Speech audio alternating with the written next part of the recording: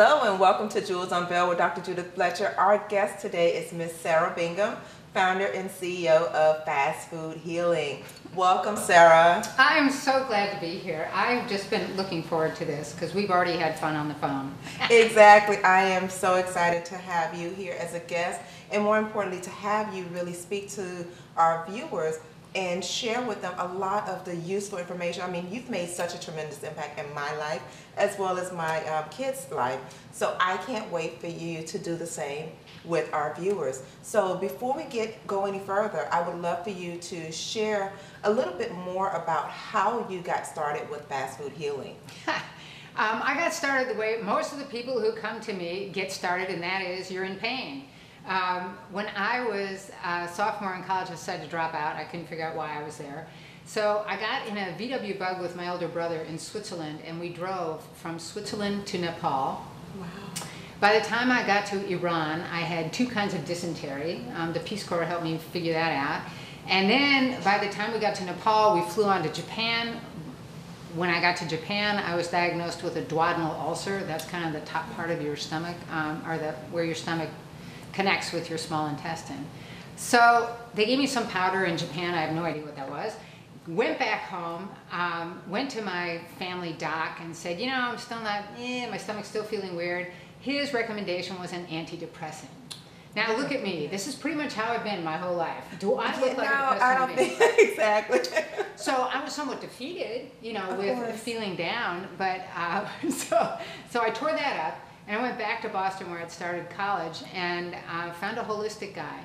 Now this is 1971, all right? This holistic physician had lost his MD degree because he believed in nutrition. So he said, Sarah, he took one look at my diet. Now before I took off on this trip, I had decided to become a vegetarian. Now my idea of vegetarian was a whole lot of pizza, hot fudge sundaes, a lot of chocolate, Of course, because you've eliminated meat. Well, yes. So and I was a choc-aholic. I found hot fudge sundaes in Afghanistan. Oh, okay, gosh. I am telling you, I am diligent, you know, and so, so he said, Sarah, get all white flour and all white sugar out of your diet, and I was like, holy cow. I was going to say, that's the entire menu. Well, that was 50% of my diet, no question about it. I was like, holy cow. But I was also really clear, I did not want to live that way. I did not want to feel that way. It was like, this sucks, you know, I don't like this. So I said, that's it. I drew the line in the sand and I said, I'm ready. And within a week, I was like, holy cow, you know, you don't know what you don't know until you know it. Exactly. So who knew that my joints were tight? I was 21 at this point. But I had never been able to sit cross-legged and stuff. And it's like, yeah, we make up stories. Like, yeah, it's always my, you know, it runs in my family. Right, exactly. It's like, no, it's what you're eating, which runs in your family. Because your family gave you what you eat, right? Exactly. So, and my energy. Now you can see I've got pretty good high energy. Well, imagine me on a ton of sugar, right? So my energy began to smooth out. I just felt better all the way around. And then I decided to go back to school, and I was working with special needs preschoolers. Okay. And I looked at these kids, and I said, you know what? They don't feel good. They got runny noses, they got tummy aches, they got, you know, reflux and diarrhea and constipation, they got gut issues. I said, these kids don't feel good.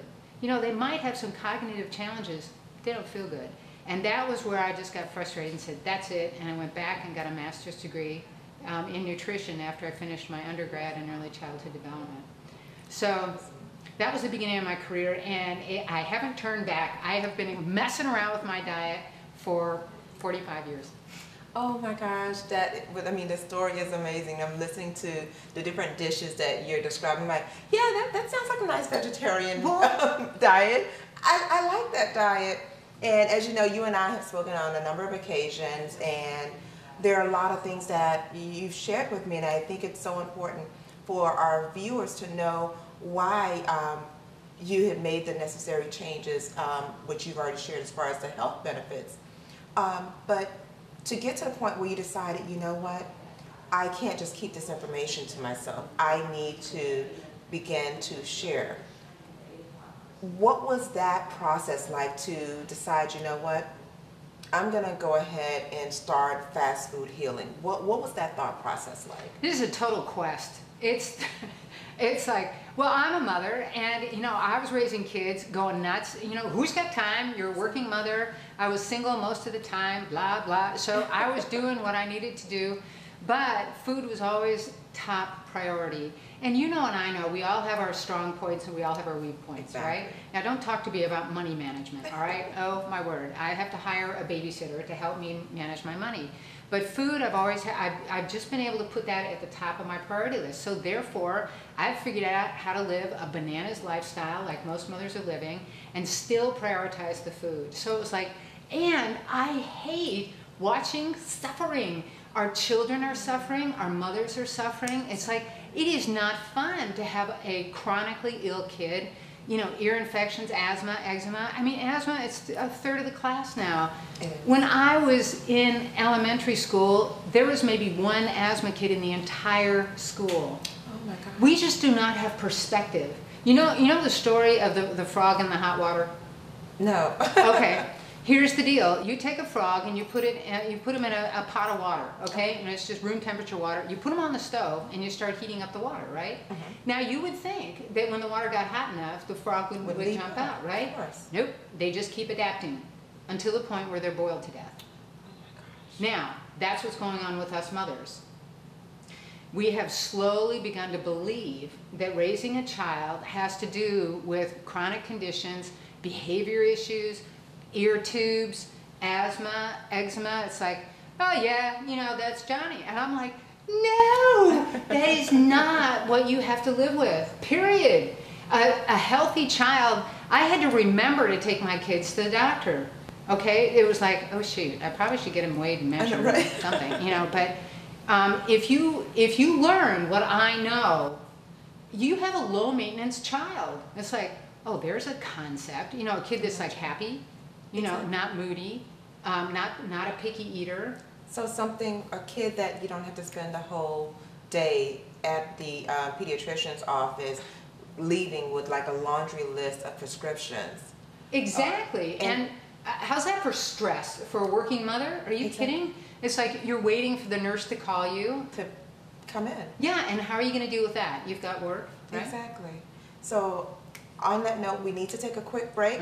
Before we do, definitely if you can stick around, I would love for our viewers to hear more about fast food healing and how they can begin making changes in their lives. Good. We'll be right back.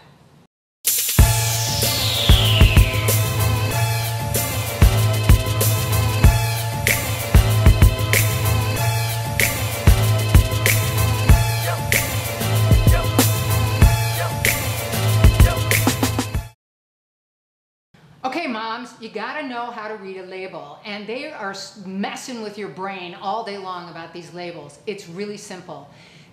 First off, the first 3 ingredients on any ingredient, you never ever put something in your basket that doesn't, that you haven't read the ingredients on, because they're changing them all the time. But just know this, the first 3 ingredients are what you're eating.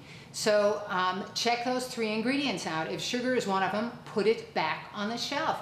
It will do nothing but make your life harder.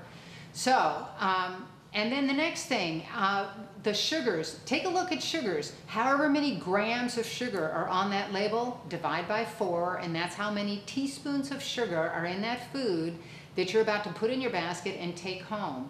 So those are just those 2 things are huge for getting good food into your home. Leave the sugar on the shelf. Leave the white flour on. That's the other thing. They always call it wheat flour. Most people think that means it's whole wheat flour. No, they're lying, and they want you to believe it's whole wheat. It's not. If it doesn't say whole, it is not. So leave the flour, leave the wheat flour, leave the white flour on the shelf, leave the sugar on the shelf, and you're going to have such a happy family. Thanks. Welcome back to Jewels Unveiled with Dr. Judith Fletcher. Our guest today is Miss Sarah Bingham, founder and CEO of Fast Food Healing. Welcome, Sarah. I am just tickled pink to be here. Now, you know, I'm sitting at the edge of my seat because I can't wait for us to really begin digging deep into the real conversation of fast food healing. I really appreciate you sharing all of the tips and also the background of what ultimately led you to make the change and even to launch Fast Food Healing. Because I must admit, when I first heard Fast Food Healing, I'm thinking, What? fast food hasn't done anything to me. I mean, I absolutely love fast food. Why are we healing fast food? What's wrong with it? It's not broken. Besides, you know, a lot of these fast food chains have the healthy options. That first conversation with you really shook things up for me, because I remember us speaking, and I had just left the pediatrician's office with my little one, and to see that, I ended up coming home with 6 prescriptions. Wow. That totaled, I want to say, a little under $900. Oh, my word. And when I began to go through, I remember going through the laundry list of names that I couldn't even pronounce for these different medications, and the number of times that he had to take them, and I remember having that conversation with you, and then you began to question me about what he's eating, and believe it or not, I never really made that connection. I didn't think that, yes, he absolutely loved McDonald's and a couple of other fast foods, and then I'm not to say, hey, they're, you know, bad for not knocking them or anything, but I just found that just making some changes when I went to the grocery store, picking up the different items, just different things that we've spoken about, but you also shed light on the major health impact that the food that we're putting in my kids and my family's bodies, including myself, how it possibly led to the diagnosis of chronic asthma, and then also to have friends whose kids have been diagnosed with ADHD, ADD, and they're also given all these different types of medication to get them quiet, to get them to behave more. So having that conversation, that first phone call, I have to say you have helped me to make so many changes. Even like down to sodas. I don't purchase sodas anymore and bring them home. I still have my 1 cup of coffee. That's fine. I'm working on... Keep the coffee. That's fine. Exactly. So I started making, finding alternatives. So when it comes to water, we drink more water now. So we have cases and cases. So when the storm was brewing out there, we didn't have to worry. There were cases and cases of water in the house. Exactly. Like, no, workout. We will not go thirsty. Right, we're good. Exactly. And so I started making some changes, but I'm sure there's so many other families that are out there that are dealing with some of the same challenges that I dealt with, and I didn't even know that simple changes could have such a tremendous impact on our children's health as well as our own. Exactly, and you don't know what you don't know, and it's not like you're dumb or anything. There's all these smart women out there, but no one's giving them the right information. And so you're sitting there with a child with asthma, ADD, ADHD. Almost invariably, this is a nutritional problem. You know, what I said to you was, I said, all right, you know, is your son drinking, you know, what's the dairy? Is the dairy happening? And I said, nah. First of all, for sure, if you're black or Middle Eastern or anything, you don't tolerate milk to begin with, or dairy products. Mm-hmm. Who knew, right? Exactly. But actually, frankly, most of us don't feel good. I don't do dairy, but I have just seen asthma disappear, ADD, ADHD, and it's taking out all the processed food. We just have no idea what these guys are doing. They're sitting around all day long. You women are smart, and you're being led by your nose by the food industry, and that's what ticks me off. So cut it out, because the food industry is sitting around all day long, literally putting substances in their cookies and in their processed foods to get you to buy 2 bags instead of 1, or get 2 cakes instead of 1. They know how to addict you. Sugar is 8 times more addictive than cocaine. You eat sugar and you cut your immune system in half for 5 hours. Now think about it. The average kid, I sat with a 15-year-old 2 days ago, and I was sitting in her kitchen, because that's how I work with people. I go to your kitchen, and sitting with her, and she pulled out breakfast, you know, we pulled out the foods that she'd had for breakfast and lunch, and this wasn't, she had, you know, cold cereal and milk and some yogurt and a granola bar and a peanut butter and jelly sandwich, right? That was 21 teaspoons of sugar. Oh my goodness. And we have an average of 20 to 40 teaspoons of sugar. per day, per American, and we're trying to figure out why we're not functioning. This is a flippant experiment. We've just never done this. Wow. And so we have tremendously sick kids, and it just goes on and on. So I would love to get a revolution of, you know, women that are madder than wet hens, you know. And you know what? And we definitely need you. I know you've been a tremendous help for me. And how much has your child needed their medication since you started? Actually, since we started making the changes, my son has not had to take any of his medications in maybe a month now.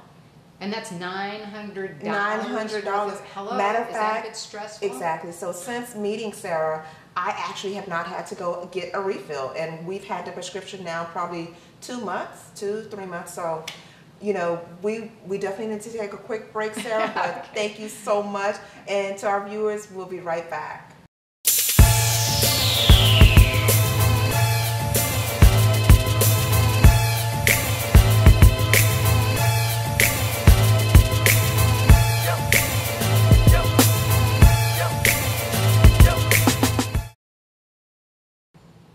So I want to teach you guys about crock-pot cooking. It is one of the most dynamic, quick ways for frantic mothers to get dinner done. I've got 3 crock pots going at all times on my counters. So one is for rice, brown rice. I'm soaking that overnight. You always want to soak your beans and grains overnight. So I'm soaking my brown rice and I'm soaking my beans. And then I have a big crock pot that I put a big old squash in, like a butternut squash, acorn squash, something like that, and it's dry.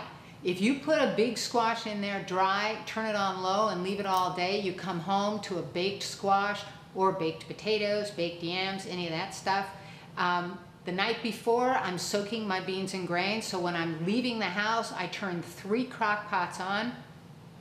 I come home, I've got dinner almost ready. Just pull out frozen vegetables and throw a salad on, and you've got your beans, your grains, and if it's not beans, it can be meat in that crock pot, and some baked squash or baked potatoes. Done! Dinner's on! Yay!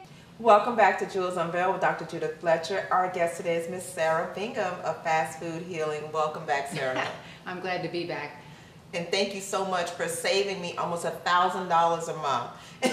And for the viewers who may have just tuned in and they're wondering, well, how did she save her $1,000? I would like for you to save me $1,000 a month. Exactly.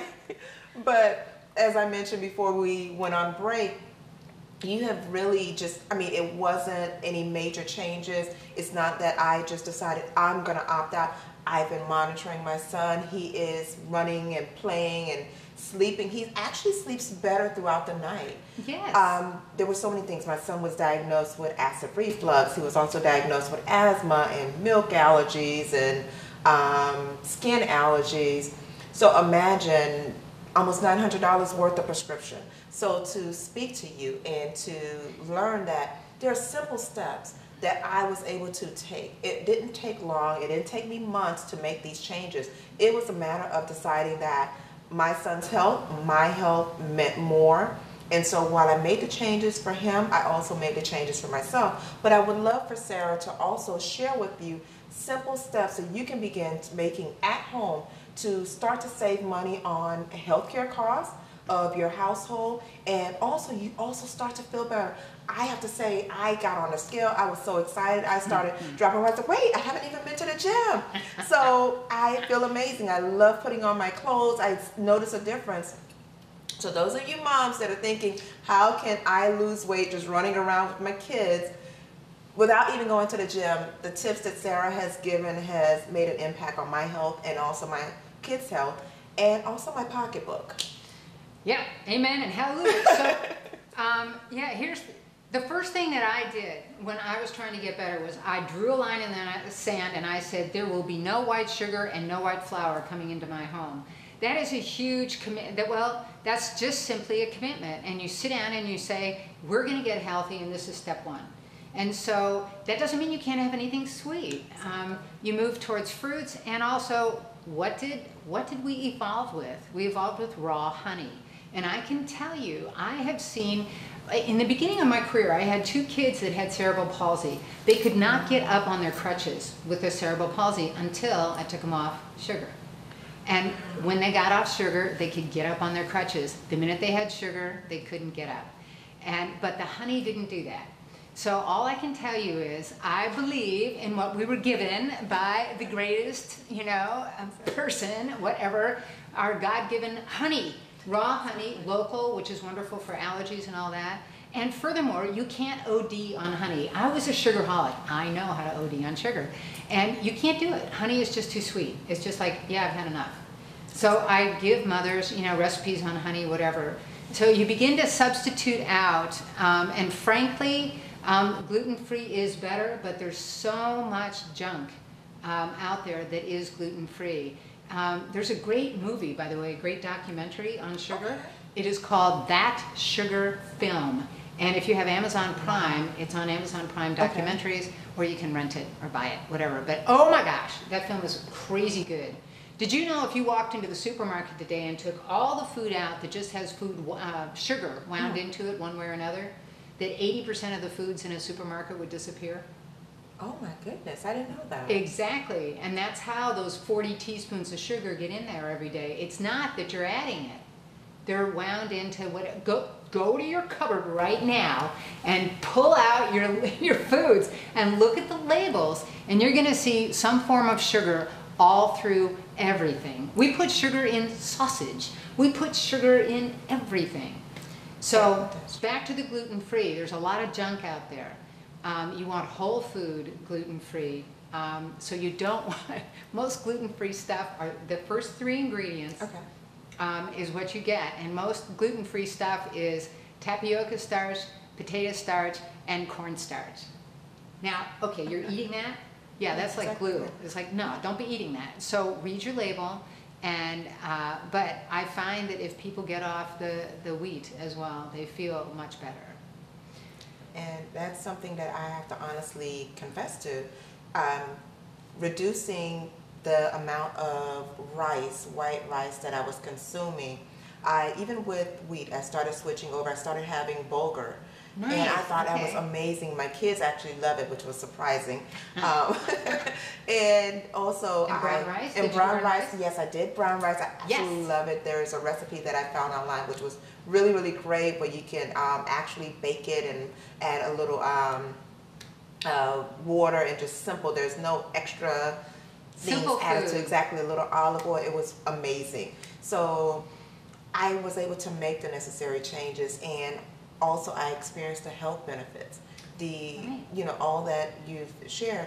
But I'm sure there's viewers out there that's wondering, how could they learn more about you? How can our viewers get more information? Go to my website, Fast Food Healing, and the reason it's Fast Food Healing is I teach you how fast you can heal with food alone, and we all need to heal from fast food. So it's Fast Food Healing, and it's Sarah at Fast Food Healing if you want to email me. And check out her website, because there's also tips on how you can eliminate the fast food, but at the same time, quick 15-minute meal recipes. So thank you once again for tuning in to Jewels Unveiled with Dr. Judith Fletcher, and our guest today was Miss Sarah Bingham. Thank you. Thank you.